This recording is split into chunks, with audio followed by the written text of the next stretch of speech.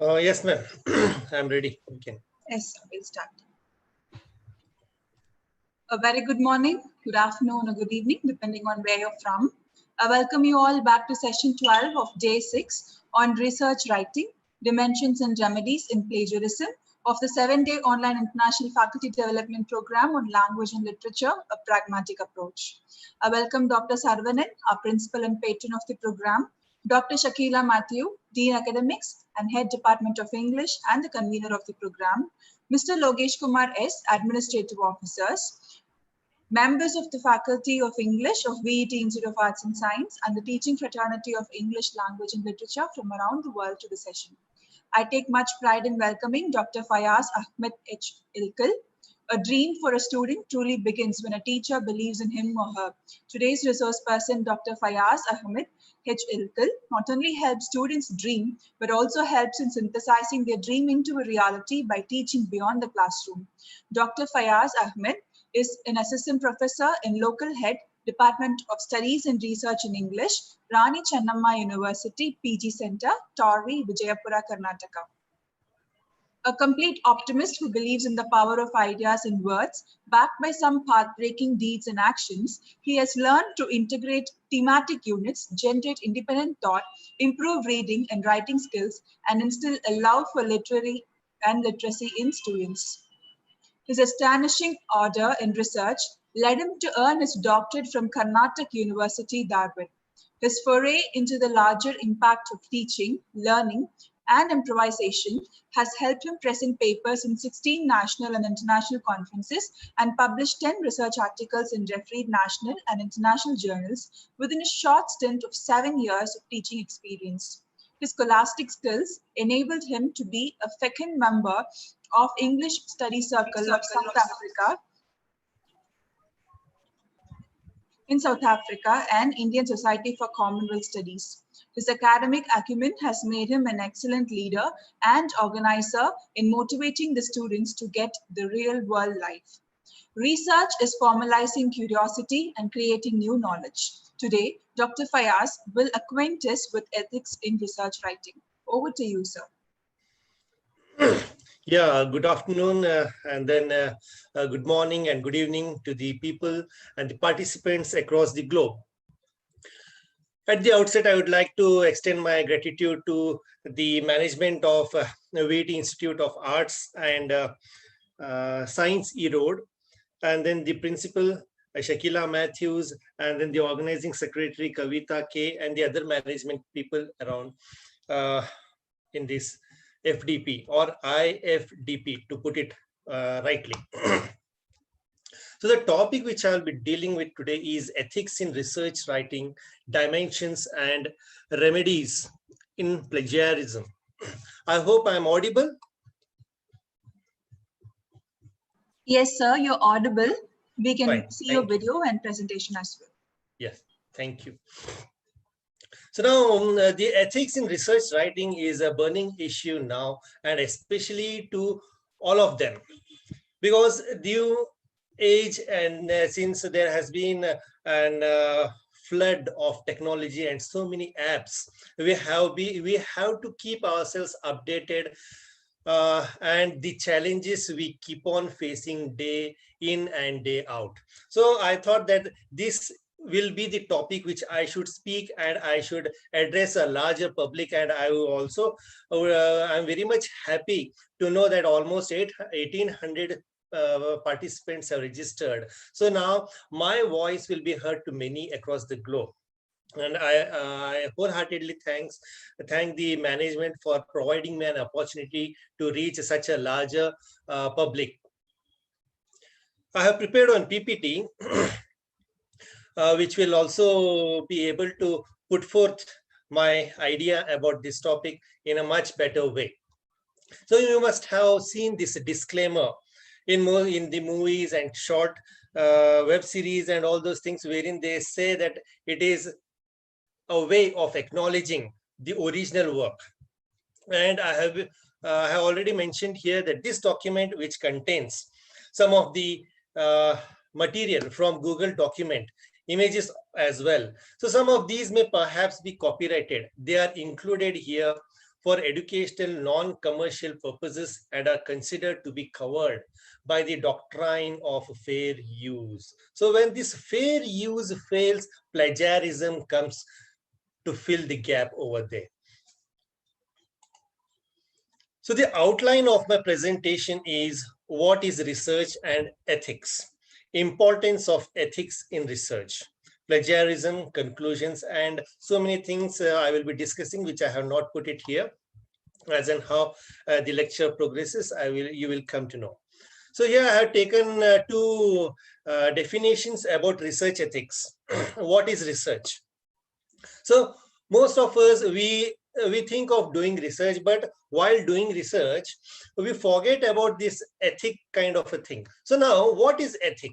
You will find number of references, number of definitions in Google and throughout internet at various platforms, as well as in dictionaries and then encyclopedias. But I have just picked two definitions over here, which gives you a clear and exact picture about what research ethics mean.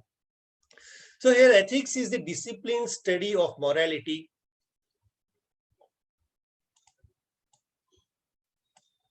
And morality asks the question, what should one's behavior be? And I have taken it from Jeff Cooper, Albany Medical Center, Ethical Decision Making, 2000, which was published in the year 2001, page number 1.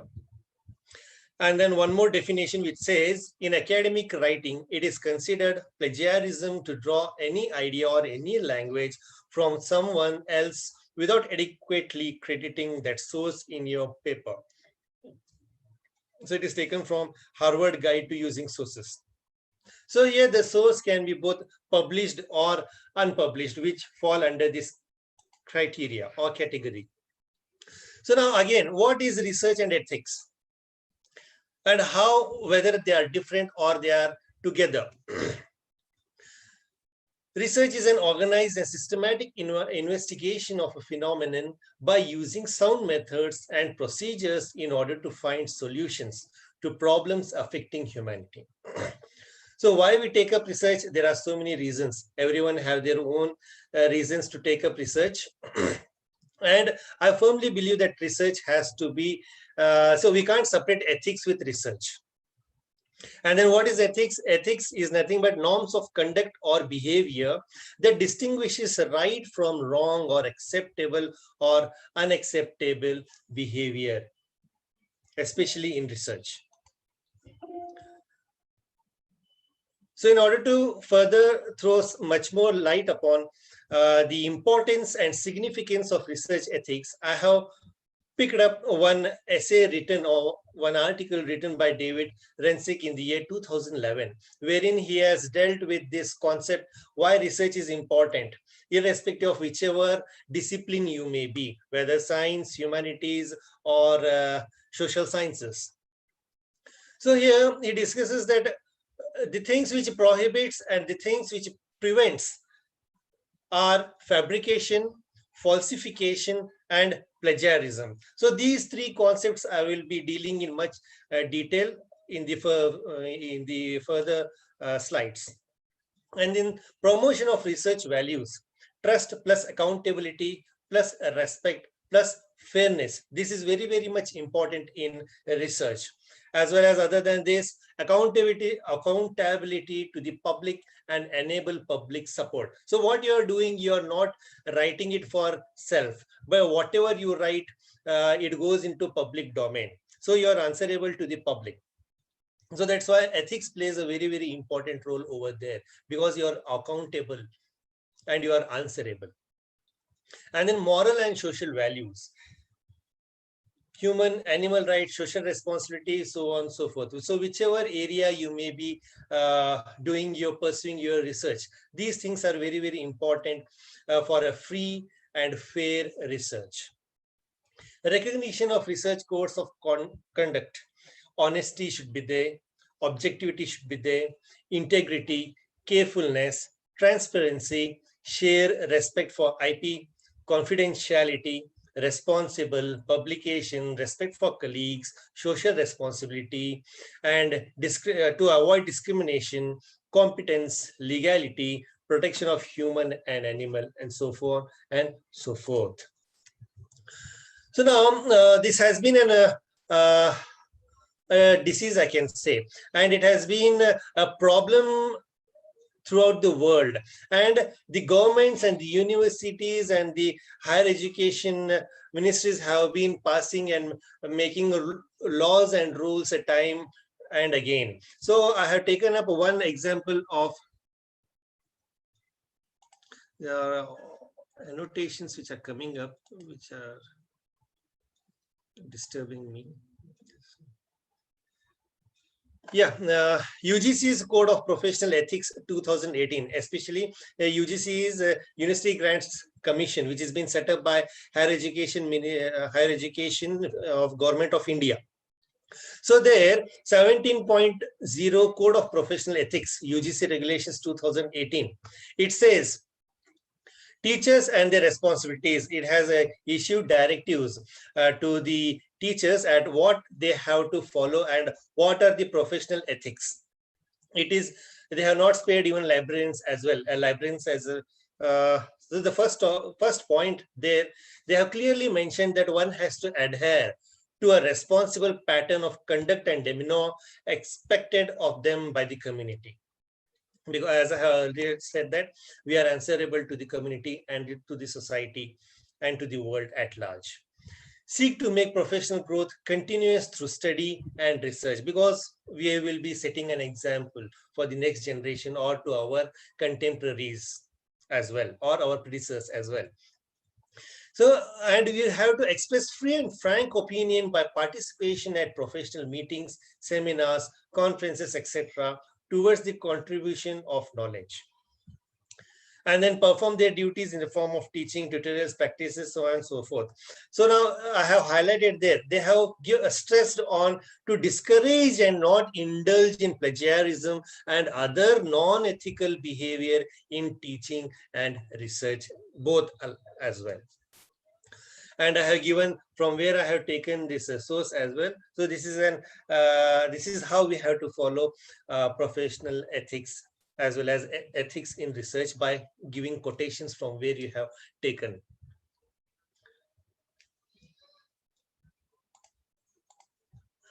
And then plagiarism versus copyright infringement. So most of them, they fail to understand what is plagiarism and what is copyright infringement. Most of them think that, okay, plagiarism, it's okay. And if it is 10%, 20%, we will be given a chance, and then we can work upon it. And then we can paraphrase, we can change sentences, we can do this and that, and then put forth and then get it published or get it submitted. And then copyright infringement is something different to plagiarism. Copyright infringement is copying some material, some information, some quotation, some para from a particular text which has been under copyright. And you have to be very, very careful in taking up or quoting those things. And I have made some 4 points. They are not the same. Plagiarism is a false claims of authorship. So in place of someone who has written already, and you are claiming that it is being authored by you, and then the content of which authorship is being falsely claimed may or may not be protected by copyright. So this is where the difference happens. So some of them, they may be not be patented, or they may not be copyrighted. So their plagiarism plays a very important role over there. And some of them which are being copyrighted, it's an infringement. I will go into detail later about it. And then copyright infringement is unauthorized use of copyrighted material. There are 3 types of research misconduct.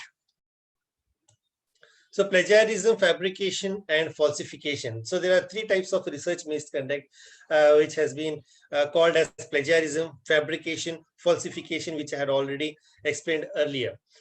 So what is plagiarism? It is an appropriation of another person's ideas.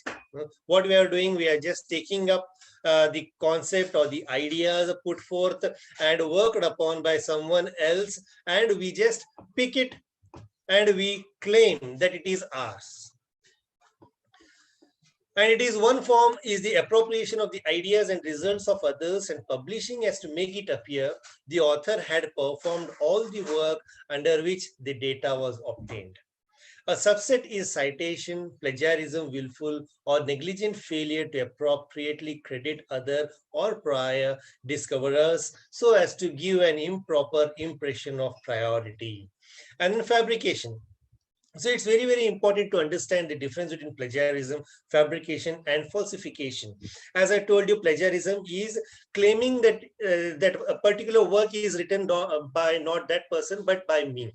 And the fabrication makes up results and recording of reporting them. This is sometimes referred to as dry labbing. A more minor form of fabrication is where references are included to give arguments, the appearance of widespread acceptance, but are actually fake and or do not support the argument. Sometimes we feel, so most of them I have seen that they just put references for the sake of putting references. So there will be no link at all wherever you have quoted, whether it may be a project or a thesis or a dissertation or a research paper. Got it. So it's been called as dry labeling. And then falsification. Falsification is manipulating research materials, equipment, or processes, or changing or omitting data or results such that the research is not accurately represented in the research record. So these are the three types of research misconduct. And then common forms of plagiarism. Other than those three types, you can see forms of plagiarism. First is copying from a source without acknowledging it. Just imagine if someone else takes your source and then he doesn't acknowledge how it will feel like. Using someone else's ideas without referring to the author. And then it is just like disrespecting his work. And then improper paraphrasing. He means something, but you have misinterpreted and you have misquoted that original author. And then presenting someone else's work as your own.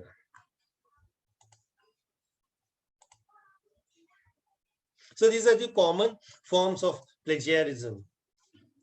Other than that, submitting someone's work as their own, taking passages from their own previous work without adding citations. So what happens? Sometimes you work upon a particular area or a particular aspect. So what do? You keep on developing it in one article, second article.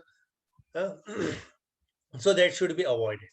And then rewriting someone's work without properly citing sources, using quotations but not citing the source, interweaving various sources together in the work without citing some but not all passages that should be cited. Excuse me. So melding together cited and uncited sections of the piece, providing proper citations but fails to change the structure and wording of the borrowed ideas enough. Inaccurately citing the source, relying too heavily on other people's work, fails to bring original thought into the text. And the source which I have taken is from Wikipedia. So some of them, they fall in the trap of their own self-plagiarism. So one has to avoid this. I have tried to explain it through an animation, a cartoon. So this is the evolution of intellectual freedom. So during grade school, what we do, I am going to research whatever I want. And then in graduate student, when you become a graduate student, you say, I am going to research whatever my professor wants because you are very much enthusiastic.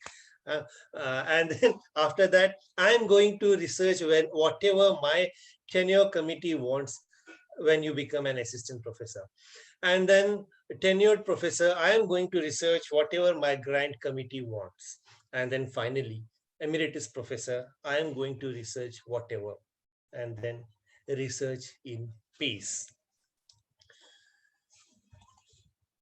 Knowingly or unknowingly, we will be following it. And then how to avoid self-plagiarism. So many writers, they think that they can do anything with the information they have created and use it multiple times in different situations, as I said earlier as well. And then sometimes we will be not knowing that someone else has written a work on this and someone else has thrown a light upon this. Earlier it was very difficult because the approach, and we had our own limited sources, but now the entire globe is on the two tips of the finger, and now you can easily get information as to whether work has been done on this area or not. You can easily identify, and you can go for an honest research following all the ethics. And then the reason for such thinking is that the action cannot be defined as plagiarism because no words or ideas are taken from other authors. That is what we presume or assume. And later we come to know that someone else has already written and done work from this perspective, from this area. So it's very, very important for us all to think about it, whether the work has been done or not on that. And it should be a new area as well. And then one more cartoon I have taken about self-plagiarism. Oh no, I forgot to do my science fair project and it's due tomorrow. Maybe I could just reuse last year's. Good idea. I mean, who's gonna know? Using old assignments is plagiarism. When you cheat, you are only cheating yourself. I will discuss in detail about this. And then when do you cite? So sometimes we are in dilemma. We read something, some quotation or some argument written by another author, and then after that our mind starts thinking, and we start thinking in a new perspective or in a new direction. And at that time, we feel, oh, this is my thought. So I have been thinking about this area from a different perspective. So whether I should cite it or not, if I cite, what will happen? If I not cite, what will happen? So sometimes we just try to cut down the number of references. What if there are number of references? Then again, my paper will not be accepted. So all these things are there in their mind. So I have taken one writer, Monash. In his book, he has written, when do you need to cite and when do you need to refer? You can just make a note of it and then you can just find out whether it is there or not. So according to the author, copy text from another source. So when you have to cite or refer, when you copy text from another source, so each and every word and each and every sentence, when you copy, it should be put into quotation, and then it has to be mentioned over there. It should be cited. The more number of citations, the more value you get to your paper and to your work. Discuss another person's ideas in your own words. Include a table or a diagram from another source. Write about something you know you have read somewhere but can't remember where. So sometimes this is also a big dilemma. We think that we have read this somewhere, but we are unable to trace it out from where we had read it, from where I should retrieve the information about this. So that is where we fail. But then, without knowing, we should not cite. We should not put it into our writing. We should not claim that it is being authored by me or by us. And then paraphrase the ideas from different sources, linking them together with your own words. So whenever you do these things, you have to cite and you have to refer.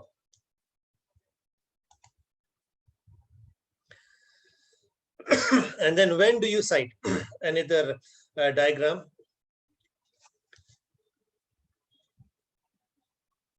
So did you think of it? Yes or no? If you had thought yes, then do not cite it. If no, it is common knowledge. Everyone knows it. Yes, do not cite it. No, cite it. So it's a dilemma in all of us minds. So one has to be very, very clear about this. And where do I start? So sometimes, including me as well. So we feel that it has been an original. I have tried to avoid plagiarism as much as possible. If you read this, you will find even 5% of plagiarism. But then I have just picked up one cartoon in order to throw some light upon and remove the confusion among the academicians.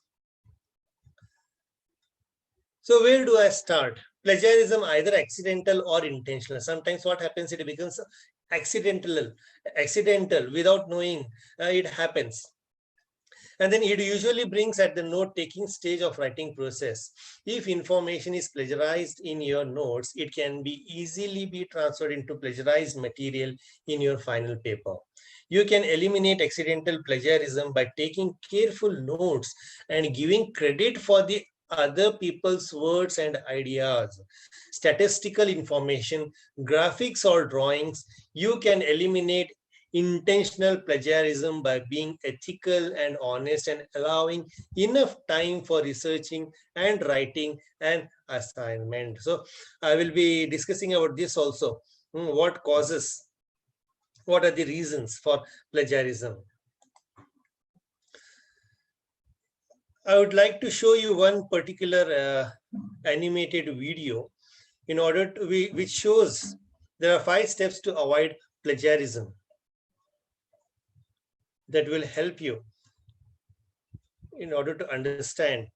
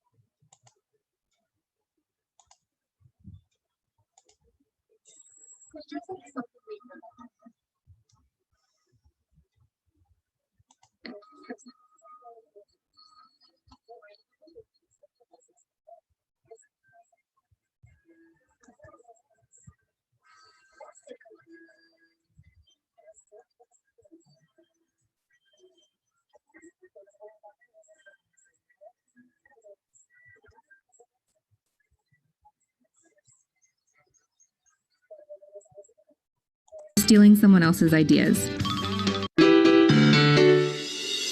Plagiarism is something we hear about often, but do we really know what it means? You might hear the word used by your professor as part of a warning and something you should avoid. But how do you do this? Let's take a look. First, what is plagiarism? Plagiarism occurs when a writer uses someone else's language, ideas, or other original material without acknowledging its source. Whether you intend to or not, you are stealing someone else's ideas. Here's an example. You're writing a paper for your English class and you find a great quote from a book that fits perfectly into your paper. Yay! You copy and paste the paragraph into your paper, but you don't give credit to the source. This is plagiarism. To avoid plagiarizing or passing someone else's intellectual property off as your own, be sure to include a citation after the quote. Plagiarism can be either intentional or unintentional, so we need to look at ways to avoid being an information thief. Here are 5 easy steps to help you avoid plagiarism. Number 1, use original ideas and opinions. Write your own thoughts and explanations regarding your research topic. If you do need to use information from another source, be sure it is relevant. And if you do use it, make sure you cite it. Number 2, paraphrase. When you're using information from a source, it's a good idea to put it into your own words. However, you still need to cite the source even though you're paraphrasing. Information that is common knowledge, for example, the sky is blue, does not need to be cited. Number 3, cite your sources. As I've already said, you need to cite information that you get from a source. Whether it is from a book, journal article, blog, or website, you need to cite it. Here's an example of a citation. In the parentheses, you can see that both the publication year and page number are given. There are different ways of doing this depending on the citation style you're using. Sometimes it can be difficult to tell when a citation is needed. When in doubt, cite it. Number 4, use quotation marks. If you're putting information into your paper that you took directly from a source, be sure to put quotation marks around that information. This tells the reader that you're quoting directly from your source. Help! Number 5, ask for help. If you're just not sure when and how to cite your information, ask for help. There are several options available to you to get help with your citations. If you're on campus, you can visit ACE. ACE is Southeastern's Academic Center for Enrichment. You can also ask a librarian such as myself, and you can even use online tools such as Purdue OWL's website, which offers resources for both MLA and APA. You can also use Zotero. Zotero is a free tool which helps you collect, organize, and cite your sources. You can find more tutorial videos on our YouTube channel or visit us online at library.seu.edu.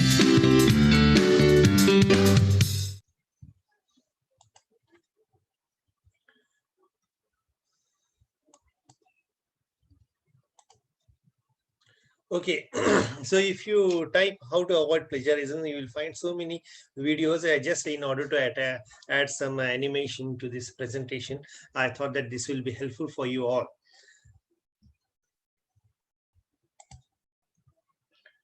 So to avoid plagiarism,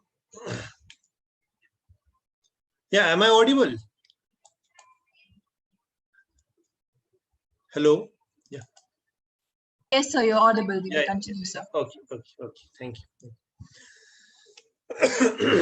So in order to avoid plagiarism, use online tools to check for plagiarism. There are so many apps and softwares which will help you in order to find out and remove those words, and then provide links you have referred to as well, and then write in your own words. This is one way to avoid plagiarism.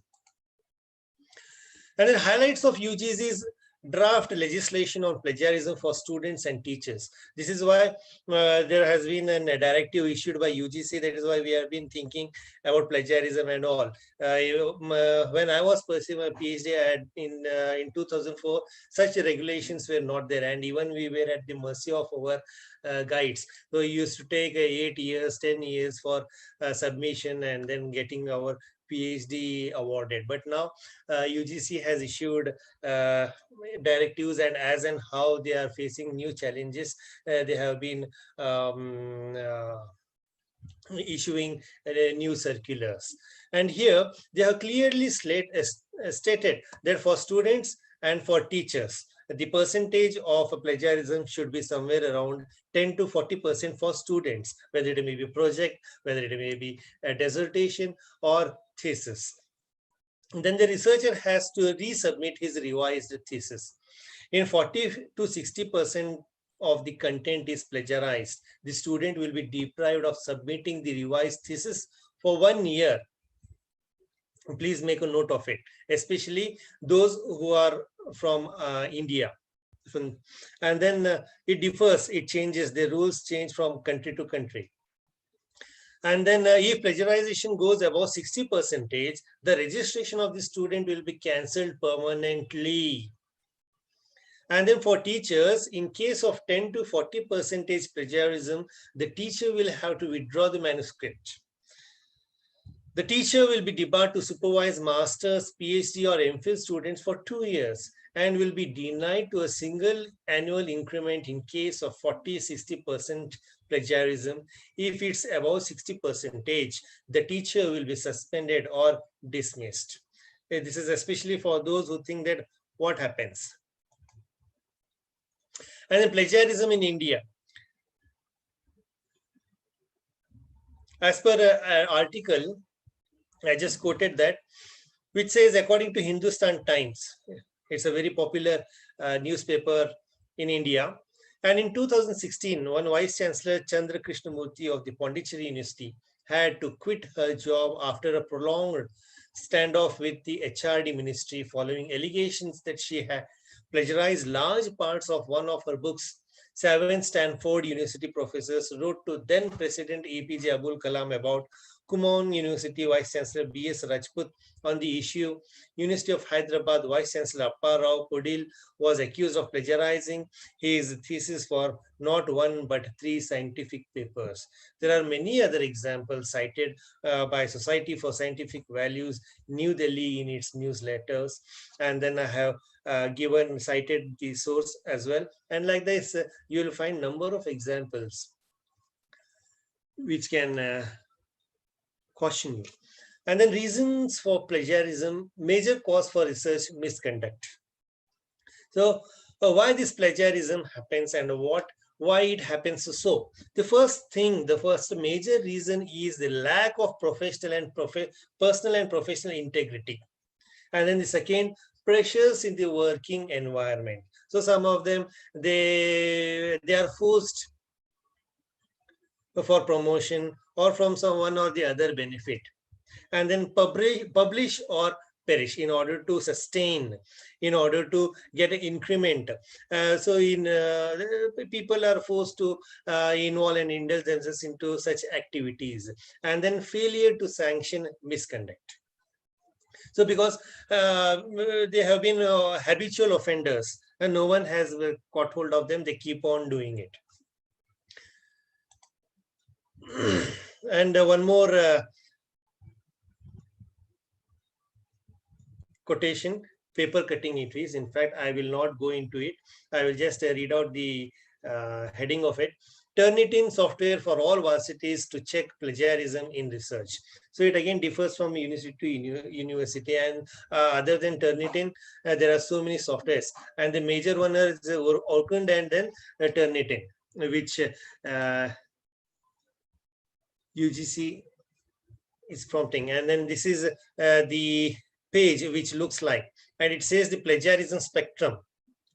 It identifies 10 types of plagiarism based on findings from a worldwide survey of nearly 900 secondary and higher education instructors. And mind me, the number is shooting up every passing second.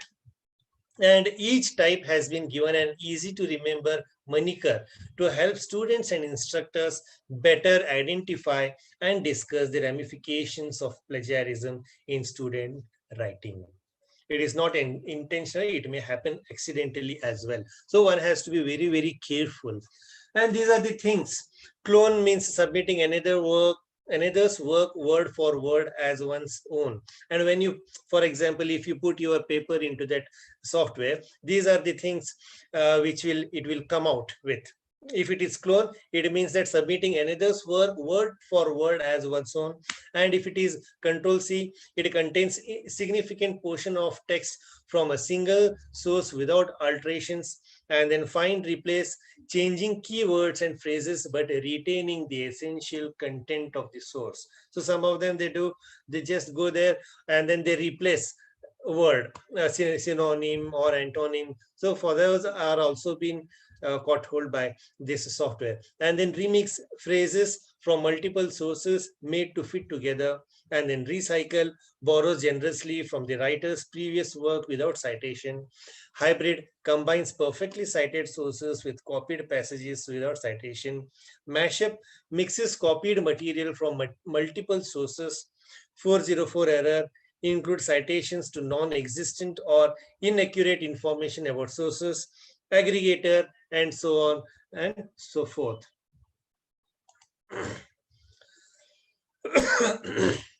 So this plagiarism detection ensures that it is a pure work and a genuine work. So the process of locating instances of plagiarism within a work or document, and it can be either manual or even sometimes software assisted as well. And then manual detection required human labor and memory, not feasible while comparing many sources. And a software assisted detection, always checking vast collections, more effective than manual detection. So it's very, very difficult in order to detect manually. But now there have been advanced softwares which can easily find out and point out the source from where if you have not cited, it will point out from where you have taken it. And then plagiarism similarity detection software.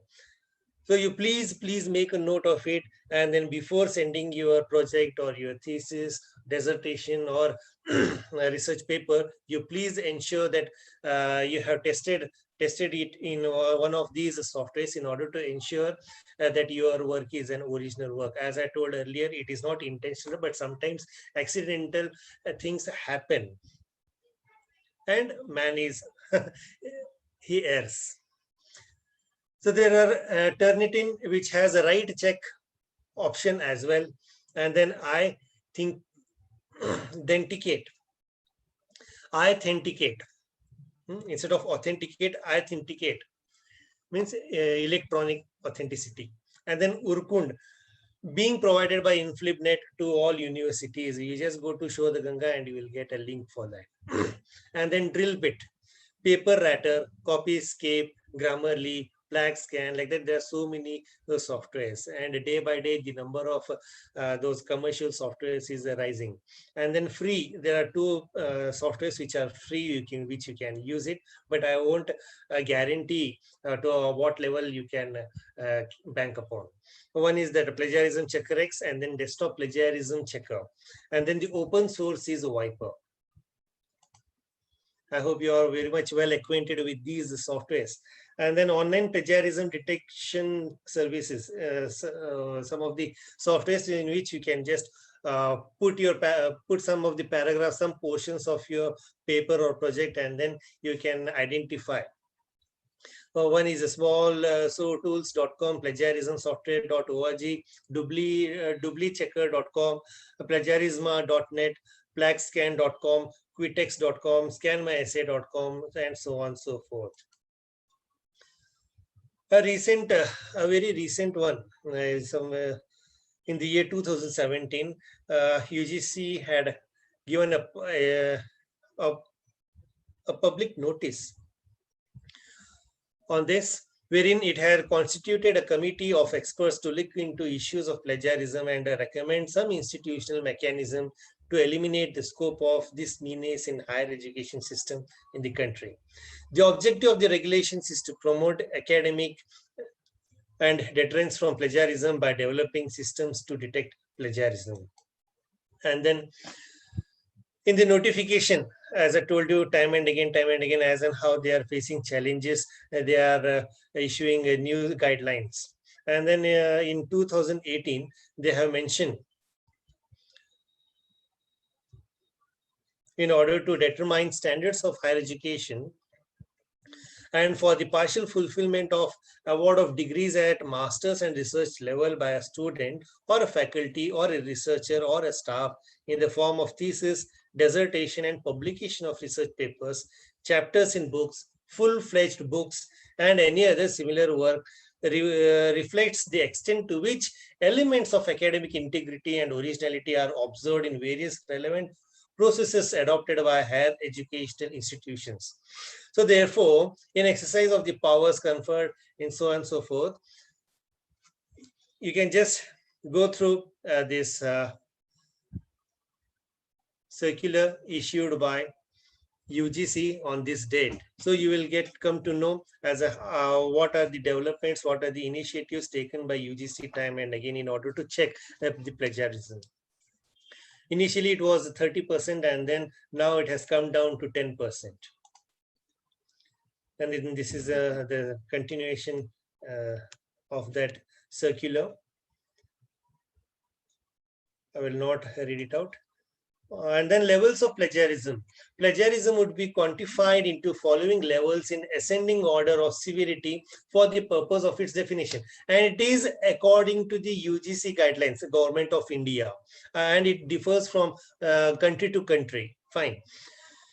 Level 0, level 1, level 2, and level 3.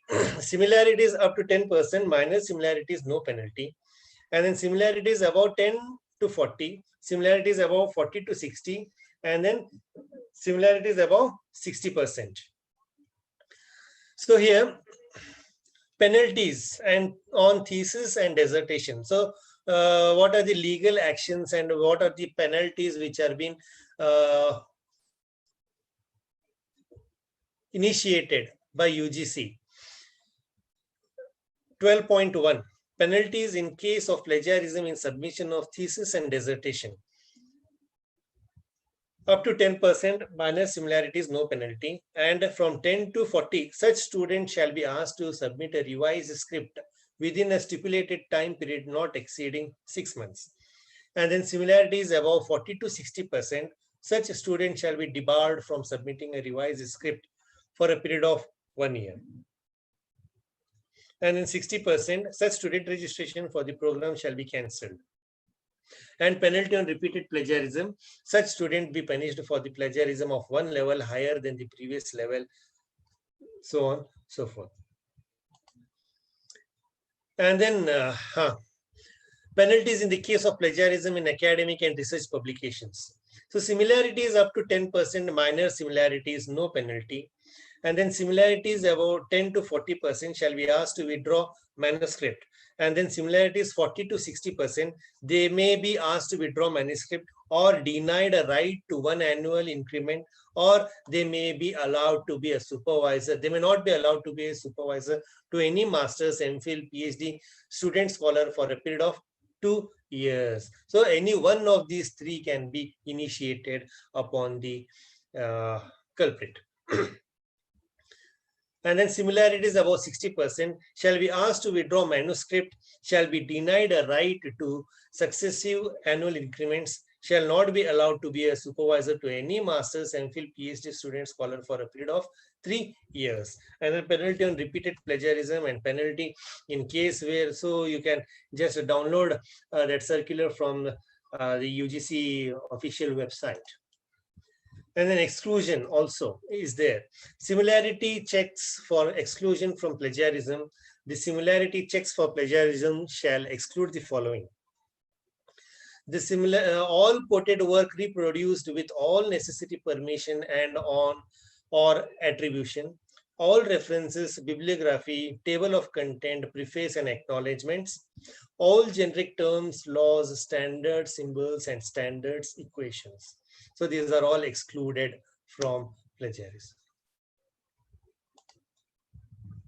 So with this brief information, I conclude. Thank you for being patient, and thank you for giving me an opportunity to speak to such a large gathering. And you can reach out to me at fayyaz@rcub.ac.in, and this is my phone number. Thank you.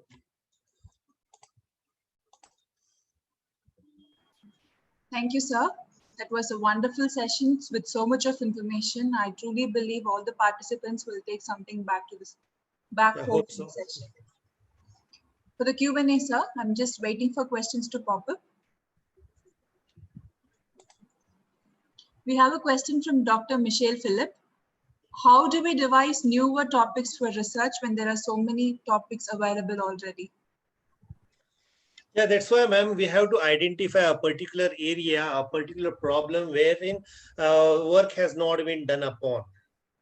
So that is the one safe way of approach. And you have to ensure that whether work has been done on that area or not.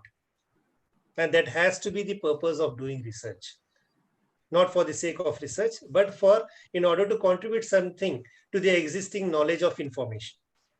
And we see in COVID-19, so scientists and all, they are fighting so much in order to find out a new vaccine. That is where we researchers from humanities and social sciences, the society banks on us a lot, because we have to, our problem is something else. Those scientists, they will be finding vaccines and all in those their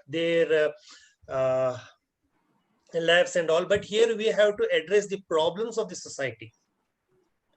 And I also believe that literature gives an escape from all these things, and then it gives faith to people in order to cope up with such situation. And you have to think upon such areas. And now in the last week, I had spoken on COVID-19 and the possibilities of research in COVID-19. So now we are post COVID-19, we have been facing so many challenges. And especially we as teachers also, we are facing so many problems and social, cultural, economical, all these things. And we have to find out in which area of literature or in which particular area the light has not been thrown upon. That is why I told you plagiarism can be accidental as well. It may not be intentional. So that's why we have to ensure that some work has been done upon or not. Or if it is being done, you have to argue that it has not been discussed or from this perspective or from that perspective. And it doesn't mean that if work has been done, you have to accept it. Are you getting my point? Yes, sir. I hope I have answered you. The next question, sir. What if in case we find someone has plagiarized a work, and what from there should we do? Yeah, that's what I told you. I have given you a list of softwares. Before sending it, you have to ensure that you put it in those softwares and you check it once before sending it somewhere else. So the participant is trying to ask, if somebody else has plagiarized our work and we come to know that, what can we do in that case? You can report it to the UGC. You can report it to the UGC. Yeah, so that's why you visit Show the Ganga, you will go get all the details over there, what has to be done. So because they have created one database, a huge database, whoever submits their thesis, just a minute, I'm running short of battery. So when it comes to research and then thesis or dissertation, it has been put into Show the Ganga, wherein you can just go there and you can find out. And then now there is one more Show this Shuddhi. There is one particular website wherein you have to post your synopsis. And there you will come to know that whether it is a new work or not. And after ensuring that it's a new work, you can continue. When it is about MPhil or PhD. And as far as research papers are concerned, if you say, again, UGC has issued a new directives in the year 2016, since 2016. Before that, if we had published our articles in any of the ISSN, ISBN numbers, it was acceptable. And after that, UGC said that no, it should be peer reviewed or blind peer reviewed. And now they have again changed those rules as well. And then now they have categorized into 4 areas. They are list 1, 2, 3, 4. So in A grade is Scopus and Springer. And then it is a purely they judge on quality base. And of course, I have heard some news about some of these Scopus and Springer publishers demanding money and all, but don't fall in that trap. Of course, they may take some time in order to, once if you submit your paper, some of the standard publication houses, they take at least somewhere around 1 year to respond to your paper. So, but it should not deter you. So that's why don't rush. Most of them are involved into a rat race kind of a thing. Don't go by quantity of your papers. Go by your quality of your papers.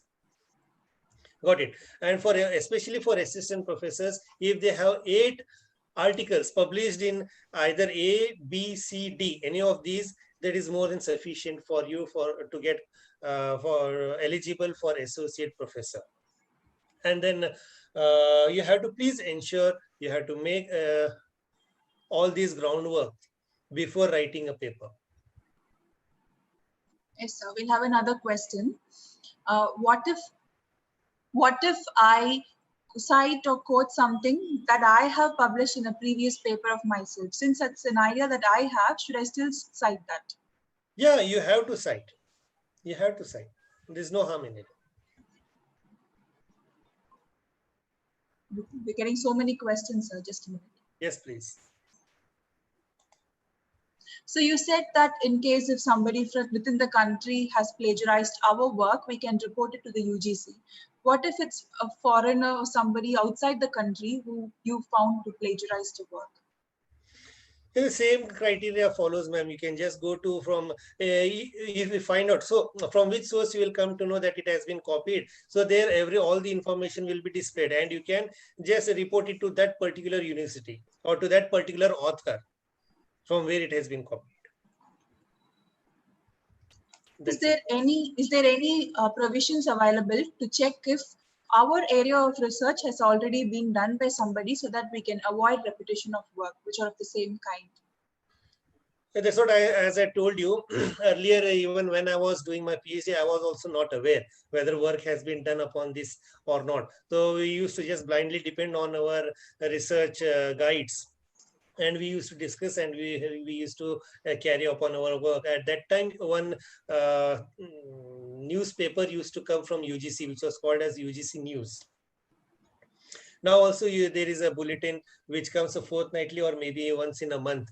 And other than that, since we have so much advanced technology, as I told you earlier, show the Sindhu or Shuddhi. There you can just see whether work has been done upon it or not. And then you have to be very much be in the, you should ensure, that's it, whether work has been done or not. That's why you have to keep yourself updated. And just don't try to work on all the areas. Try to identify and work, put your energy into one particular area of specialization. If you're interested in post-colonial literature, you just put your efforts, everything into post-colonial literature. Just because one conference is going on linguistics, I want to go to that place. My friend is going, I'm also going, I want to go. No, please don't do that. And one paper in a year is more than sufficient. And just calculate it for 8 years, you will have 8 papers. Fine. And you will be eligible for your associate professorship. And then one more thing, the quality of your paper will ensure you to go for post PDF, postdoctoral fellowship. Based upon your research articles, the quality of your research papers, they will provide you FDP. If your papers are below, you will not get a chance at all. And then if you do your PDF, then you will have all the opportunity to go to IIT. And that is the prerequisite over there. And now most of them, they want to do their PhD without knowing anything about research. And this is what I thought that I should throw a light upon these areas in order to make these academicians to know what is what and how it should be. So before writing a paper, before approaching a project or a thesis or dissertation, please ensure that whether work has been done upon that area or not. And how to identify, that is what I told you. You visit Shodhganga, and then you visit in MOU signed by UGC, you will find number of universities which are tied up with UGC, and the list you will find over there. And you can go to their websites also, and you can find out whether work has been done or not. And then you consult someone who is a scholar in that particular area. Got it? Yes, sir. Thank you, sir. I hope I answered your question. Yes, sir. That will be it for the Q&A, sir. That was undoubtedly a wonderful session, like I told before. I thank you on behalf of the organizing committee and appreciate all the efforts, kindness, and generosity you've put in to share all the knowledge you have with the teaching fraternity who are listening to the session today by Zoom and YouTube, and who will in future watch it by YouTube. Thank you, sir. Thank you. We'll get in touch with you shortly, sir. Sure, please. Shall I leave the room? Yeah, yes, sir. Thank you. Thank you, sir. Now, dear participants, the link to post your attendance cum feedback for session 12 of day 6 has been posted both in YouTube and in Zoom chat box. You may find the same over there. And this link will be active for another 1 hour from now, within which you'll have to fill. Since after 1 hour, this form will be closed for accepting further responses. You may copy the link and leave the meeting, or you may leave the meeting after filling your details in the form.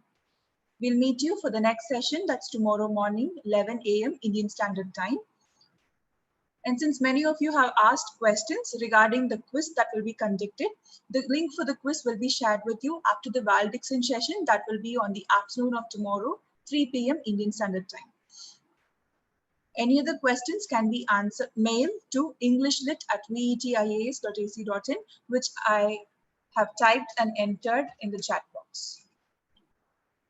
Thank you for your participation. We'll meet you tomorrow. Until then, goodbye.